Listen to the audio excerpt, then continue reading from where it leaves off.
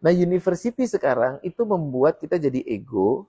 Semakin seorang jadi profesor, itu semakin dia egonya semakin tinggi. Mohon maaf ya. Padahal sebenarnya knowledge dia semakin rendah loh. Karena cuma itu doang. Karena cuma itu doang.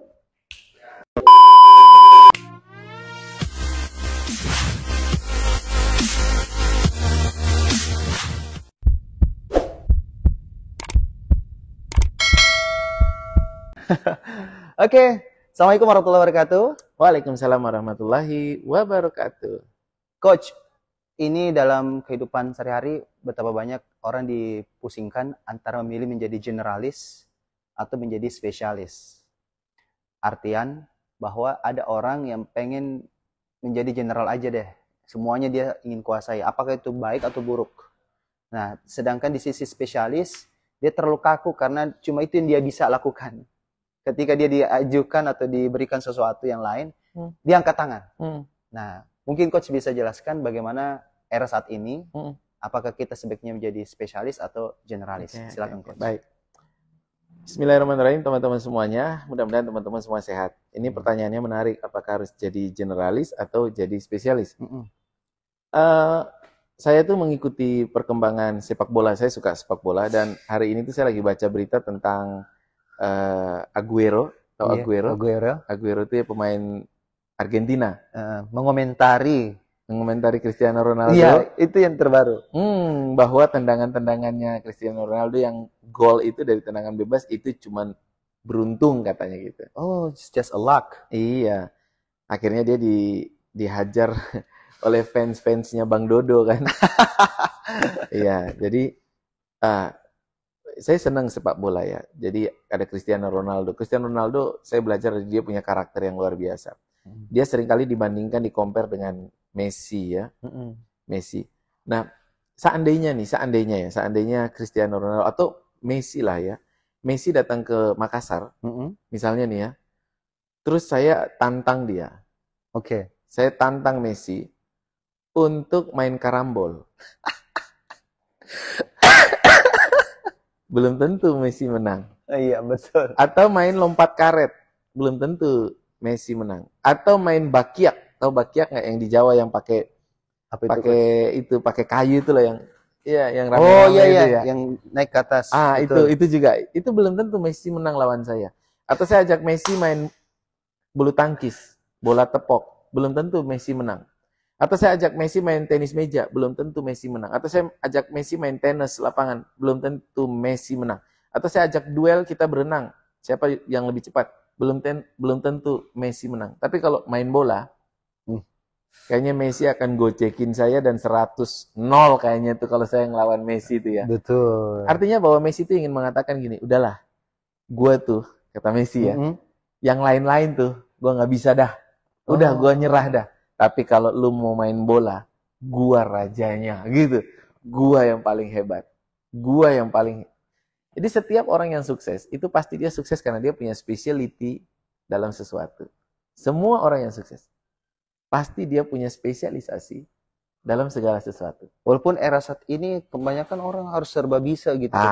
Bagaimana ini? Kan itu kan belum era-era, iya betul, belum selesai. Tapi poin pertama adalah siapapun yang sukses, betul, saya pasti setuju. dia punya spesialisasi. Betul. Karena no one will pay for average. Nggak ada orang yang mau membayar kepada orang lain, kepada seseorang, yang orang lain itu kerjanya hanya rata-rata, biasa-biasa. Betul. Nggak ada yang mau bayar mahal untuk seseorang yang rata-rata. Nah, jadi semua orang yang sukses itu pasti spesialis. Loh, terus bagaimana dengan orang yang generalis? Nah, kesimpulannya begini. Di antara perdebatan, apakah harus spesialis ataukah harus spesialis? Jalan tengahnya, untuk sukses, kita harus punya skill yang spesialis. Tapi, kita harus punya knowledge yang generalis. Jadi, knowledge itu harus generalis. Tapi, skill itu harus spesialis. Seorang dokter, itu semakin dia hebat, semakin dia tinggi, semakin dia dihormati di dunia kedokteran. Kalau dia spesialis, semakin spesialis lagi. Misalnya dia spesialis saraf. Nanti ada lagi spesialis saraf bagian kejepit. Bagian apa? Iya, gitu. Bagian tertentu saja. Betul. Misalnya spesialis anak. Nanti spesialis anak, nanti dia ada anak yang konsultan. Khusus kembar. Iya, khusus kembar ya. Konsultan endokrinologi atau itulah, itu spesialis. Semakin seorang dokter itu spesialis, semakin dia sangat dihormati di bidang kedokteran. Tapi tahu nggak, orang yang sakit, misalnya orang mau dioperasi gitu ya, itu tidak bisa diselesaikan hanya oleh satu spesialisasi. Orang mau operasi, itu pasti ada dokter bedah, tapi pasti ada dokter anestesi, pasti ada dokter, kalau dia anak-anak, pasti ada dokter anak. Tidak ada satu permasalahan atau satu problem di dunia ini yang bisa diselesaikan hanya dengan satu spesialisasi. Pengetahuan.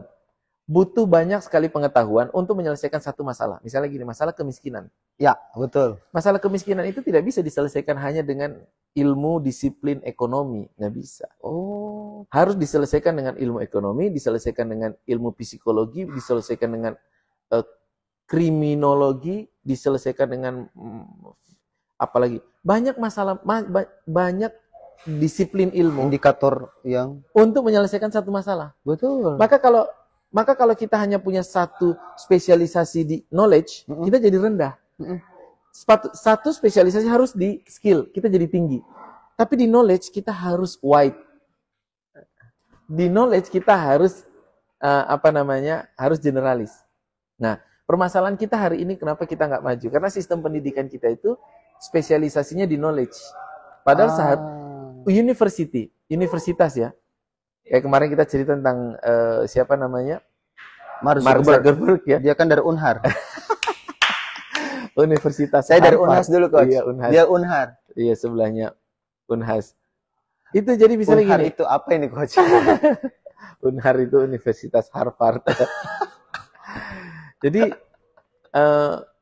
apa tadi?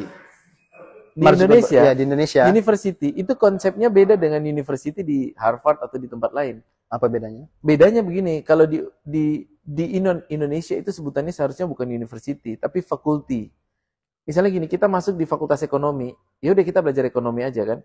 Tapi university itu harusnya dia uni itu jadi satu. Kita masuk ke universitas itu, aku mau ngambil matematika sama aku mau ngambil ekonomi. Oh, itu harusnya bisa. Di luar negeri kayak gitu. Karena knowledge itu harusnya kayak gitu. Jadi dia lulus dengan 3 disiplin gitu, itu bisa harusnya. Nggak mesti satu ya? Nggak mesti satu. Nah kalau kita kan harus tes untuk masuk ini, tes untuk masuk sana kan berbeda-beda ya. Nah di zaman dulu, di zaman kekhalifah itu, misalnya terakhir kekhalifahan Turki. Ya, Turki Utsmani. Untuk merekrut atau lowongan pekerjaan untuk seorang imam di masjid, itu dia harus tahu fikih, tapi dia juga harus tahu astrologi, ilmu perbintangan, dia harus juga tahu tentang berperang, dia harus menguasai berapa bahasa, itu hanya untuk seorang imam tuh. Sekarang kita akan mendapatkan orang yang punya kapasitas keilmuan knowledge seperti itu jarang. Dulu itu banyak. Makanya zaman dulu kenapa kaya dengan pemahaman, Baghdad itu begitu kaya dengan ilmu, karena banyak. Jadi orang seperti Al-Khawarizmi yang ilmu matematika, dia juga ahli fikih. Iya, jadi satu orang ini ternyata bisa ini. Contoh, kita kehilangan itu. Betul. Leonardo da Vinci. Itu bukan hanya sekedar seorang fisikawan, pelukis juga, luar biasa tuh. Nah, itu kita kehilangan itu. Multidisiplin ilmu. Nah, university sekarang itu membuat kita jadi ego. Semakin seorang jadi profesor, itu semakin dia egonya semakin tinggi. Mohon maaf ya. Padahal sebenarnya knowledge dia semakin rendah loh. Karena cuma itu doang. Cuma itu doang. Seharusnya yang mendalam itu skillnya. Yang melebar itu knowledge-nya. Maka kalau kita begini, kalau skill kita mau banyak, kita mau bisa banyak hal, kita nggak akan jadi apa-apa. Kita dan orang Indonesia itu jadinya begitu dalam hal skill, mau bisa banyak tapi dikit-dikit. Iya, dia dan dalam hal knowledge mau bisa cuma satu, mendalam. Tapi nggak tahu yang lain. Itu kan kebalik. Iya ya. Harusnya kebalik nih. Iya. Skill cukup satu, tapi knowledge harus banyak. Skill cukup satu, karena memang semua orang yang sukses itu, makanya tadi saya bilang Lionel Messi, saya ajak olahraga apapun, belum tentu loh dia menang. Tapi kalau olahraga bola, jadi dia ingin mengatakan begini, udahlah gue nggak usah yang lain. Tapi kalau lu main bola, gue rajanya. Jadi semua orang yang sukses, ada yang sukses dengan biliar. Saya pernah lihat ya, ada namanya sirkus oriental, sirkus orang-orang Cina itu loh yang mereka lompat dari tali gitu bergelantungan. Ya, gitu. ada betul. Terus mereka jalan di atas tali di ketinggian. Mereka dapat uang banyak dari mereka melakukan sirkus itu. Dan mereka latihan untuk punya skill itu dari kecil. Mereka latihan terus. Mereka nggak perlu harus punya skill yang lain. Mereka cukup latihan di situ dan semua orang yang akan dapat tepuk tangan kalau dia punya satu skill, walaupun skillnya skill enteng banget, cuman main juggling gitu doang atau ngapain aja, satu skill aja, tapi kalau dia hebat di situ dia akan dapat uang dari situ. Iya. Tapi untuk knowledge dia harus Tahu. wide, betul. Karena tidak ada satu permasalahan yang bisa diselesaikan hanya dengan satu dasar atau satu landasan atau satu disiplin ilmu Keren. saja. Betul banget. Jadi tidak ada perdebatan antara apakah harus generalis dan spesialis. Enggak, itu dua-duanya harus, tapi penempatannya. I agree about that. Jadi sekarang coach, karena begini, kan setiap masa ada eranya, ada hal-hal yang lagi hype. Tantangannya beda-beda. Ya betul. Kalau zaman dulu kan orang sebut dengan zaman era apa ya istilahnya, sebelum era informasi. Nah sekarang sudah di atas era informasi, sudah berseliweran informasi. Kayak contoh saya bikin video seperti ini coach, di satu sisi, di satu tempat, di waktu yang sama ada juga yang membahas tentang hal ini. Iya. Kayak udah inilah bahasanya, informasinya udah terlalu banyak. Ya. Bahkan orang bilang sampah informasi, kita bingung mau milih yang mana channelnya, kita mau belajar dari siapa orangnya. Nah, apa kira-kira coach skill yang memang pas buat era saat ini, yang memang tidak sembarang atau tidak semua orang lakukan, tapi kita bisa jadi pelopornya atau kita bisa jadi spesialis di dalamnya dan kita dibayar mahal untuk era saat ini? Content creator. Tetap content creator. Content creator, yes. Kenapa? Di saat ini kalau kita ingin sukses, kita harus menghilangkan keadiktifan kita. Adiktif itu maksudnya kecanduan kita terhadap gadget dan terhadap ini. Karena HP ini kan bisa membuat kita menjadi melupakan banyak hal ya. Ya. Kita buang waktu untuk banyak nonton ini. Betul. Ya.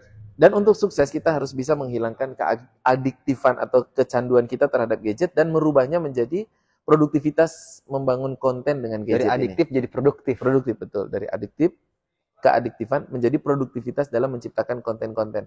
Dan semua orang yang berhasil hari ini adalah orang-orang yang disupport dengan konten. Disupport dengan konten. Dunia hari ini adalah dunia di mana semua hal pengen diperhatikan. Semua orang meminta perhatian. Dan semakin orang itu mendapat perhatian, semakin dia bisa menjual banyak hal.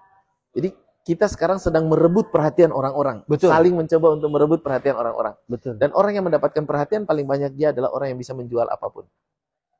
Nah, jadi era informasi yang tadi disebut tadi, era informasi itu mulai jadi dunia ini pertama kali ada, era pertama kali ada namanya era agraris. Betul. Era agraris itu di mana orang-orang yang bekerja, orang-orang yang sukses adalah orang-orang yang punya agraria, lahan. Itu disebut era agraris. Betul. Lalu era agraris itu mulai berubah, awalnya di London ketika ditemukan mesin pertama kali. Betul. Kita masuk ke era baru, namanya era industri 1.0. Era industri. Di era industri, orang-orang yang sukses bukan lagi orang yang punya lahan, bukan lagi orang yang punya ternak, bukan lagi orang yang punya tanah. Di era industri, orang yang punya modal, kapitalis. Yang bisa membangun pabrik, yang bisa membuat perusahaan, yang bisa memproduksi.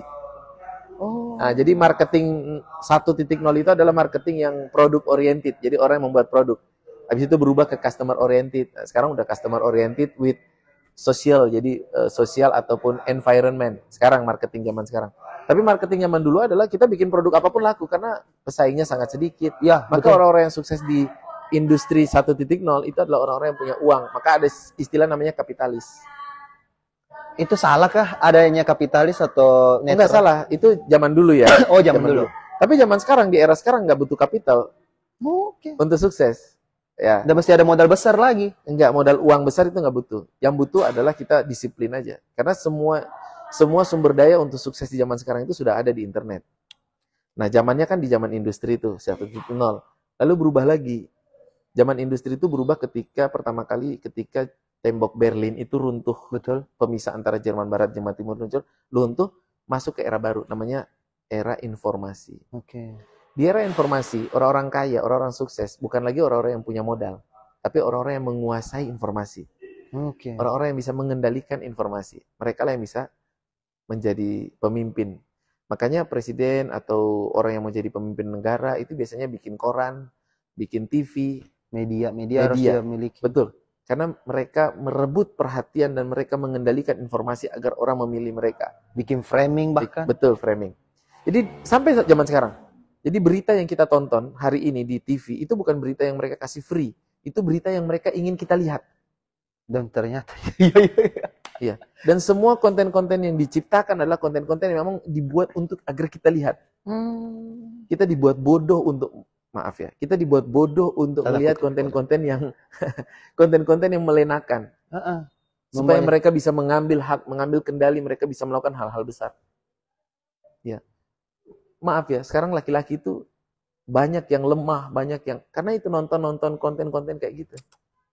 Nah, itu kita ini yang disebut kalau dalam bahasa dulu saya oleh murabi saya diajari namanya Ghazul Fikr. Perang pemikiran. Sekarang perangnya bukan lagi perang pakai kita ya, perang pedang, sekarang perang pemikiran di mana pemikiran kita yang diserang. Dan itu yang membuat Islam itu lemah, pemuda-pemuda Islam itu lemah. Maka saya sering bilang, kalau kita mau sukses hari ini, jangan adiktif dengan HP, tapi kita harus mengendalikan, kita punya power over di atas melebihi dan menguasai HP, menguasai internet. Era komunikasi, era informasi, terus kemudian ditambah lagi dengan internet. Wah, itu jadi keren banget itu. Wah, pantas coach. Di internet kan sekarang, baru-baru ini ya, di Ramadan ini, yang tahun 2023 ini, betapa luar biasanya framingnya Barat terhadap Islam ini kayak gimana. Iya. Ghazul Fikr yang coach bilang. Baru aja ada video yang diupload dengan kota yang cukup kecil, kucing naik ke atas bahu seorang imam, mencium pipinya sang imam. Itu mengubah semua persepsi orang terhadap buruknya Islam. Itu jadi viral banget. Saya heran, semua media Barat yang tulisan English, Arabic, apalagi Indonesia, itu semua multi bahasa. Saya dapati semua itu viral semua itu. Dibikin meme-nya, dilukis, dikarikaturin, dan tidak ada kata-kata negatif, semuanya positif. Betul. Nah, ternyata dampaknya internet itu coach ya. Benar. Dan kemenangan Islam itu nanti di akhir bukan karena peperangan. Kemenangan Islam itu karena orang mulai memeluk Islam. Kayak di Barat, di Inggris, sekarang kan orang populasi Islam itu semakin membesar. Karena orang mulai melihat tentang konten-konten Islam tadi itu. Orang mulai sadar, oh Islam yang selama ini di framing dulu oleh Barat. Tanpa kita punya internet, tanpa kita punya kekuasaan kan. Kita nggak bisa membuat konten kan. Hanya mereka yang punya uang yang bisa bikin konten kan lewat TV. Mereka memframing ini Islam itu adalah teroris. Semua film-film tentang pahlawan-pahlawan Amerika, tentang perang-perang Amerika itu pasti musuhnya itu kalau nggak nama Muhammad, nama Ali, nama itu Abu kan itu kan. Nah, itu framing yang dilakukan oleh Barat lewat film untuk memframing dunia Islam. Dan kita nggak bisa apa-apa karena kita nggak punya uang, kita nggak bisa bikin film-film yang mahal untuk itu. Nah, sekarang dengan ada konten yang murah-murah tadi itu, dengan Islam yang, nah itu membuat orang menjadi sadar tentang Islam, orang penasaran tentang Islam, akhirnya orang bikin orang cari tahu tentang Islam, dan itu yang membuat sekarang di Eropa itu seperti Amerika, seperti Inggris, seperti itu Islam mulai merebak. London, Chelsea coach, stadionnya itu buka puasa pertama kali. Iya, seperti Tottenham juga kemarin buka puasa kan. Masya Allah. Dan itu kan nggak pernah dulu seperti New itu. New York di jalan sudah tarawih sekarang. Bener. Salah misalnya, Muhammad Salah ya. Bagaimana dia memframing Islam dengan sangat bagus, dan itu jadi Islam itu akan menaklukkan Eropa.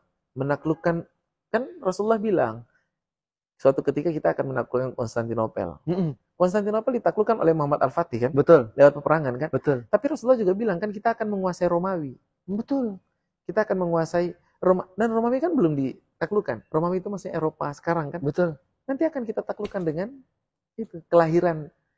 Jadi semakin banyak di Jepang misalnya, orang nggak mau melahirkan, orang nggak mau punya anak. Di Amerika orang merasa punya anak itu biaya besar.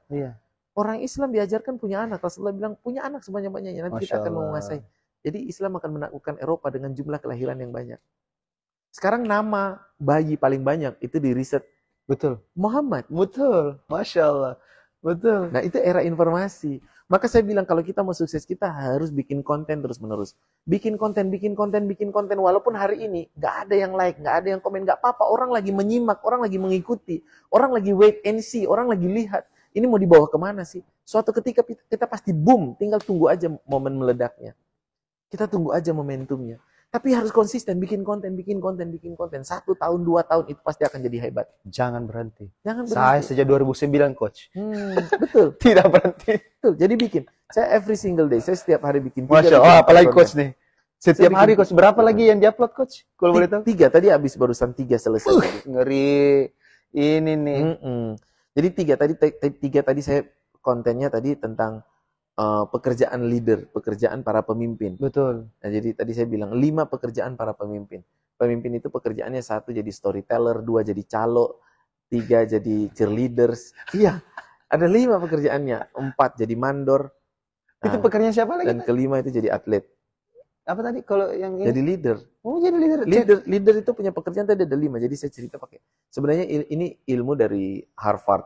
Ada namanya Harvard Business Review. Ada Artikel gitu. Tapi kalau saya cerita itu pakai bahasa itu Tahu? itu Nggak jadi ngerti agak nanti. jadi inilah berat. Berat. Maka saya pakai istilah-istilah Yang lebih sederhana. Keren. Gitu. Bahkan ini video kedua kami. Hari ini saya rekam bersama Coach loh. Saking produktifnya kita Iya. untuk bikin konten. Betul, bikin konten. Daripada kita cuma menikmati konten Betul, yang nggak boleh. mohon maaf menghabiskan waktu. Betul. Kecuali pembelajaran, Coach ya. Oke. Jadi Seperti menurut- ini. Yes, jadi menurut saya kalau kita nggak dapat manfaat dari konten, mending kita nggak usah upload atau kita nggak usah download sosial media. Mending Mending nggak usah. wow. Karena kita jadi ekstrim terdrive, kita jadi ekstrim nih. betul, kita jadi itu yang dikatakan oleh Rasulullah, kita tuh umat yang banyak tapi seperti buih.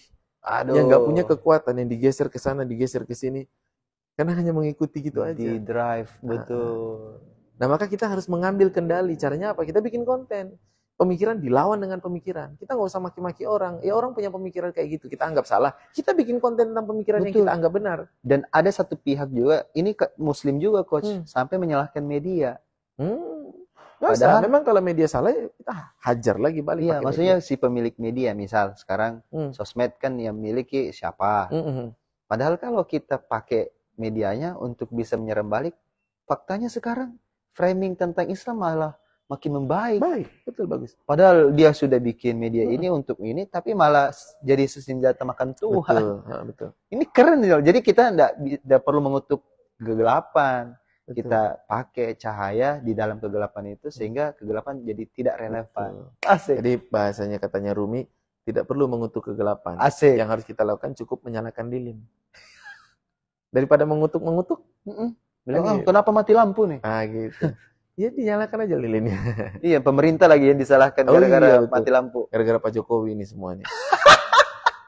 Kan gitu. By the way, ini masih tahun 2023 ya, sudah mulai panas nih. Kalau Anda nontonnya tahun 2024 dan sudah terpilih presiden baru, mungkin Anda sudah legowo ya. Tapi kalau masih 2023 nih mungkin masih panas. Beda psikologi nih waktunya. Iya. Siap. Tadi kita ngomongin kemana-mana ya. Tadi padahal ngomongnya Ini general, Coach. general dan Jadi kita ini spesialis. karena iya, keilmuan betul. kita banyak, Betul, betul. akhirnya betul. general. Benar, orang yang punya generalisasi dalam pengetahuan itu asik lompat-lompat diajak bahkan ngobrol, ya. betul. Karena memang satu ini, ini ternyata ada ilmunya, ini ternyata ada ilmunya. Nyambung-nyambung. Nyambung. Ah, itu kalau dalam bahasanya si Steve Jobs dia bilang connecting the dots. Ada istilah lebih kerennya lagi, Coach. Apa itu? Expert generalist. Oh, expert Connecting the generalis. dots. Nah, Oh. Steve Jobs dapat gelar itu dari Hmm. sebuah buku, Hmm. expertnya. Karena bisa mengconnect dot tadi. Dot tadi. Semua bisa dihubung-hubungkan Betul, keilmuan-keilmuan general tadi. Iya. Yes, betul. Mantap nih. Benar-benar. Ya. Iya. Asik. Iya. Oke. Saya rasa cukup ya, teman-teman. Anda pasti sudah siap untuk membuat kontennya. Siap. Jadi, jangan sampai Anda cuma jadi penikmat konten. Iya, betul. Saya sarankan Mulai dari Anda- ini dulu, beli kayak gini apa? ya, Mic, murah beli banget nih, murah banget. standing apa namanya? Ya, betul, pakai apa namanya itu? Tripod. Tripod. yang Iya, bisa kalau mau berdiri. beli di tempat saya ada, jadi saya mau jualan. Oh enggak. Boleh guys. Enggak. Hubungi nomor di bawah ini. Atau klik link di bawah deskripsi. Di mana aja udah, cari aja nama Iya. kami. Iya. Klik keranjang kuning ya. Ini kalau di TikTok di-upload. Oke, sampai jumpa lagi teman-teman semua. Assalamualaikum warahmatullahi wabarakatuh. Thank you, Coach. Amazing. Thank you sudah menonton video ini. Jika Anda suka, jangan lupa tekan tombol like, comment, dan subscribe ya. Untuk video-video lainnya, saya simpan di sebelah sini dan sebelah sini. Buat yang punya Instagram, jangan lupa follow saya di @sarwandi Magic Vetar. Terima kasih.